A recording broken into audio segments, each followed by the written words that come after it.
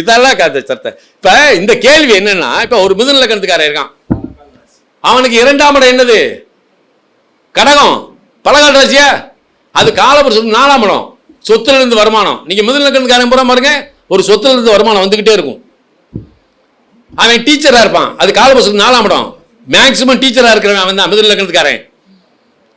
அதே மாதிரி இண்டஸ்ட்ரியல்ல இருந்து வருமானம் வரக்கூடியது அவனுக்கு உண்டு, விளைநிலங்கள் இருந்து வரக்கூடியதும் உண்டு, பல வழியில இருந்து அவனுக்கு வரும் வருமானம். இப்படி ராசி மண்டலத்தை வச்சுதான் நாம எடுக்கணும் ஃபர்ஸ்ட். சரியா? இப்ப மிதுனமும் மீனமும் ஏன் இரட்டைப்படை ராசியா கொடுத்தாங்க? ராசி மண்டலத்துல மிதுனத்தை மீனத்தை என்ன கொடுத்துருக்காங்க? இரட்டைப்படை ராசி. இது ஏயா? சொல்லுங்க பாப்போம். யார் தெரியுமா? என்னாச்சு? அப்ப ஏன் இந்த மிதுனத்துக்கு இரட்டைப்படை ராசி? இது ஆண் ராசி, மீனம் பெண் ராசி. இப்ப இந்த இடத்துல தான் நீங்க சற்று யோசிக்கணும், இதை ஏன் இப்படி கொடுத்தான். ஒரு இடத்துல காலபுருஷ தத்துவத்தில் பேசும்போது ஒரே இப்ப ஒரு லக்கணம் எடுத்துக்கிடுவோம், சிம்ம லக்கணத்தை எடுத்துக்கிடுவோம். இந்த சிம்ம லக்கணம் அப்படின்னா, இந்த சிம்ம லக்கணத்துக்கு நீங்க 12 பாவாதிபதிகள் எடுத்துத்தானே பலன் சொல்றோம். அப்ப இந்த லக்னம்ன்ற அணுவான புள்ளி எதற்கெல்லாம் தகுதி படைத்தது அப்படின்னு எடுக்கணும்ல. அது எங்க இருந்து எடுக்கிறது? லக்கணத்துல தான் எடுக்கணும் இல்லையா? லக்கணம் தானே தகுதியை தீர்மானிக்குது. அப்ப எல்லாத்துக்குமே 12 பாவம் தொடர்பு கொள்ளுதா? எல்லாத்துக்கும் 12 பாவம் தொடர்பு கொள்ளுமா? ஒருத்தன் கல்யாணமே ஆகாம 48 வயசு வரைக்கும் இருக்கிறானே, ஒருத்தனுக்கு வேலை வெட்டி இல்லாம இருக்கிறானே இல்லையா? அப்ப இந்த 12 பாவத்தோடு இந்த லக்கணம் எப்படி தொடர்பு கொள்ளுகிறது, அதான் முக்கியம். அப்ப ஒரே வீட்டில் அவன் என்ன சொல்றான், இந்த இப்ப சிம்மம்னு எடுத்துக்கிட்டீங்கன்னா அதை துவாதாவம்ச பாவமா நீங்க 12 பிரிங்க. துவாதாவம்சம் பிரிக்கலாமா? ஒரு ராசியை 12 பிரிச்சா என்னது தெரியுமா? துவாத சாம்சத்துக்கு பேர் தான் 12 இல்லையா? அப்ப அந்த வீட்டில் இந்த 12 பாவமும் அடங்கியிருக்கு. இந்த 12 பாவத்தோடு இந்த 12 பாவத்துக்கு உண்டான தகுதி, உனக்கு என்ன தகுதி இருக்கோ அதை உன்னுடைய தசாபத்தி உனக்கு எடுத்து கொடுத்துட்டு போகுது இல்லையா? ஆனா எல்லாத்துக்குமே 9 தசை நடந்துருதா? இல்லையே. அப்ப ஒருத்தன் சம்பாதிக்கிறான், காசு நிறைய வச்சிருக்கான், ஒரு வீடு வாங்க முடியல இல்லையா? சொத்து நிறைய இருக்கு, ஆனா அதுல வருமானமே இல்லாம உட்காந்துருக்காங்க. வேலை உயர்ந்த உத்தியோகம் பார்க்கறான், லட்சக்கணக்கான காசு வாங்குறான், ஆனா அவனால மாதத்துக்கு மேல சம்பளம் கடன் வாங்க வேண்டிய சூழல் இருக்கான். எப்படி வாழ்க்கை தரம் அப்படின்றது இப்படி இருக்கு. அப்ப இதை நாம எப்படி எடுத்துக்கிறது? இப்ப இந்த மிதுன லக்கணத்தை மட்டுமே 12 பாவமா பிரிச்சு பேசிக்கிட்டு இருக்கும்போது சடனா அந்த இடத்துல இறையருள்ள ஒரு விஷயம் வந்தது எனக்கு. எப்படின்னா, இது காலபுருஷனுக்கு 3ஆம் இடம், மிதுன எத்தனாம் இடம்? காலபுருஷனுக்கு 3ஆம் இடம். இது ஒரு காற்றாசி. இந்த காற்று என்னது? புயலின் சின்னம். அதாவது வேகமாக சிந்தனை, சிந்தனையும் செயல்பாடு, இயக்குதல் இயங்குதல், இந்த ரெண்டுமே அங்கதான் இருக்கு ரெட்டப்பட ராசி. அப்ப வேகமான சிந்தனை. அவன்கிட்ட போய் அட்வைஸ் பண்ணி பாருங்க, முதலத்தில் பிறந்தவன்ட்ட அப்படின்ட்டுவான், நீ எல்லாம் ஒரு ஆளு எனக்கு அட்வைஸ் பண்ணுவன்ட்ட. அவன் அட்வைஸ் பண்ணக்கூடிய தகுதியானவன் யாரு? இந்த கிரியேட்டிவிட்டி பர்சன் யாரு? மிதுனத்தில் பிறந்தவன். அப்ப அவனுக்கு காற்றை விட வேகமாக சிந்திக்கக்கூடிய ஆற்றலுடைய மனிதர்களை இந்த உலகத்துக்கு அடையாளம் காட்டுவது எதுன்னா மிதுனம் தான். யோசனைக்காரன். சரியா? இப்ப இவன் எதுக்கு இந்த பூமிக்கு வர்றான் அப்படின்னு இதை 2 விதமா பிரிப்போம். ஒருத்தர் என்ன லக்கணமா இருந்தாலும் சரி, மிருகசீரிடம் சித்திரை அவிட்டம் இந்த நட்சத்திரத்தில் பிறந்துடுறான் அப்படின்னா அவன் இந்த ஜென்மால தன் உடன் பிறந்தோருடைய நலனுக்காக அவன் சம்பாதிக்கக்கூடியதை செலவழிக்க வேண்டியது கட்டாயம். இதுல மிருகசீர சித்திரை அவிட்டத்தில் பிறந்தா உடன் பிறந்தோருக்காக, அதுக்கப்புறம் தான் முண்டாட்டி பிள்ளை இருக்கலாம். அதே மாதிரி தான் கார்த்திகை உத்திராடத்தில் ஒருத்தன் பிறந்துடுறான், அது சூரியனுடைய நட்சத்திரம் அல்லவா?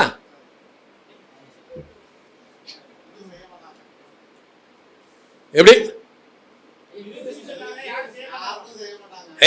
செய்ய மாட்டாங்க. ஆனா உடன் பிறந்தவருக்கு செய்யணும்ன்றத அவனுடைய கர்மம் வேண, அது செஞ்சாதான் அவனுக்கு. அப்ப கிருத்திய உத்திராடத்தில் பிறந்துடுறான். அவன் தன்னுடைய தந்தை செய்ய வேண்டிய நிலையில் தன்னை தன் குடும்பத்திற்கு அர்ப்பணிக்கணும். ஏன்னா இது தகப்பன் காரகன், அது சகோதர காரகன் இல்லையா? இப்ப இதே இடத்துல ஒரு சிம்ம லக்ன ஜாதகம் பிறந்துருது, அவன் அவிட்ட நட்சத்திரத்தில் பிறந்துடுறான். இப்ப இந்த சிம்ம லக்னத்துக்கு செவ்வாய் யாரு? சுக பாக்கியாதிபதியா? அப்ப அவர் செவ்வாய் தானே. அப்ப தகப்பன் ஸ்தானாதிபதி செவ்வாய், சகோதர காரகன் செவ்வாய், இவன் கம்பல்சரியா தன் தந்தையினுடைய நிலையிலிருந்து தன் குடும்பத்தை உடன்படுவதற்கு செய்யணும் அப்படின்றத விதி. இது நல்ல அனுபவத்தில் பாருங்க, இதுதான் சரியா வரும். இப்ப இந்த மிதுனம் அப்படின்றது காலபுருஷனுடைய 3ஆம் இடம். இவனுடைய பங்கு என்ன சொல்றான்? தன்னுடைய அறிவால் தேடிய ஒன்றை தன் உடன்படுவதற்காக. இதிலே ராமாயணத்தில் நிறைய இது கடகத்தை போட்டு ராமருக்கு லக்கணமாக போட்டு வச்சுருவாங்க. அப்புறம் ஏன்டா ராமர் லட்சம்னு பேசுறீங்க? ராமலட்சம்னு ஏன் பேசணும்? சரி, கடகம் வந்து ராமன்னா 7ஆம் இடம் வந்து மகரம் தானே சீதை. சீதை அங்கே செவ்வாய் உச்சமாக இருக்கே. அப்போ அவள் அப்பயே ஆயுதத்தை தூக்கி இருக்கணும். ராமனை வந்து சுற்றி வளைக்கும் போது என்ன செஞ்சிருக்கணும்? கதாயுதத்தை தூக்கி போட்டுருக்கணுமா இல்லையா? அப்போ மிதுனத்தை வந்து நீ ராமனுக்கு லக்கணமாக வச்சா 7ஆம் இடம் எங்கே இருக்கு? தனுசு. அங்கே தானே வில்லு இருக்கு. அப்போ ராமன் என்ன செஞ்சுட்டு சீதையை எடுத்தான்? வீணையை, அதாவது வில்ல உடைச்சு தானே சீதையை எடுத்தான். அப்ப அந்த 9ஆம் இடம், தனுசுக்கு 9ஆம் இடம் எது? சிம்மம். அங்கதானே வந்து சீதையினுடைய தந்தை இருக்கிறாரு, அரசன், சிம்மாசனம்.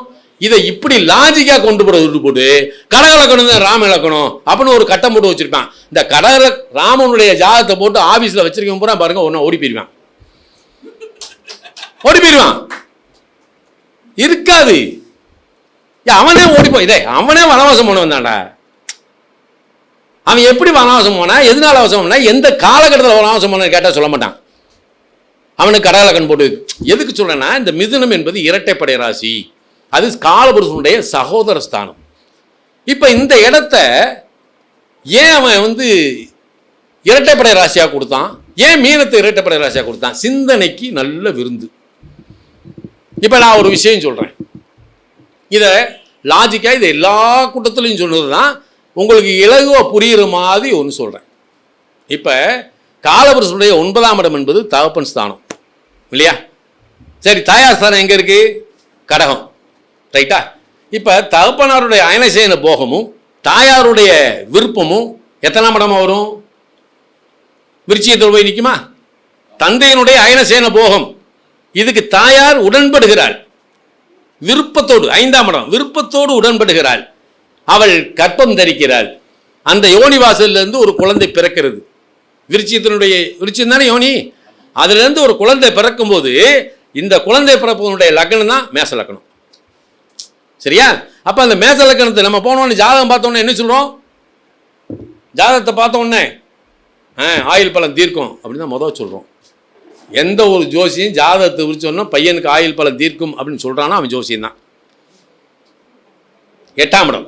சரி, இதை 2ஆம் இடத்துக்கு கொண்டு போங்க. தனஸ்தானம் சொல்றோம். அந்த தனத்துக்கு எங்க இருந்து வரணும்? நிதி ஸ்தானத்திலிருந்து தானே வரணும். அப்ப நீ தெய்வ அருளோடு நீ செய்த தர்மமும் நன்றாக இருந்தால் நிதிஸ்தானம் வேலை செய்யும். தனஸ்தானம் வற்றாத ஜீவநதியா உனக்கு நிலைத்த செல்வத்தை கொடுக்கும். அப்ப ரிஷபமும் தனுசு இல்லையா? ரிஷபத்துக்கு எத்தனாம் இடம்? தனுசு 8ஆம் இடமா? சரி, இப்ப இந்த 3ஆம் இடம்னு ஒண்ணு வருது. இந்த 3ஆம் இடத்தினுடைய நிலைப்பாடு எங்க இருக்கு? அப்ப 3ஆம் இடத்துல என்ன வச்சிருக்கான்? ஒரு மனிதனுடைய எண்ணம், எழுத்து, இயக்கம், ஆற்றல், பேராற்றல், சக்தி, வீரியம் அப்படின்னு ஒன்று வச்சிருக்கான். இதைத்தான் வச்சிருக்கான். அப்போ உன்னுடைய எண்ணமும் செயலும் எதை சார்ந்து இருக்கும்? 10ஆம் இடமாகிய கர்மாவை நோக்கித்தான் இருக்கும். ஜோசியர்னா நீங்க எடுத்தோன்னா அந்த அந்த கர்மா சிந்தனை தானே இருக்கும். உங்க செயல் எதை ஒட்டி இருக்கும்? கர்மாவுடைய நிலையை ஒட்டு தான் இருக்கும். அப்ப 3ஆம் இடத்தினுடைய தன்மை 10ஆம் இடத்தில் இருக்கிறது. அப்ப 10ஆம் இடம் நன்றாக இருந்தால் உன்னுடைய 3ஆம் இடம் நன்றாக இருக்குமா? இப்ப இந்த கர்மாவுடைய சூட்சுமத்தை எங்க வச்சிருக்கான்? 3ஆம் இடத்தை வச்சிருக்கான், ரைட்டா? சரி, 4ஆம் இடம்.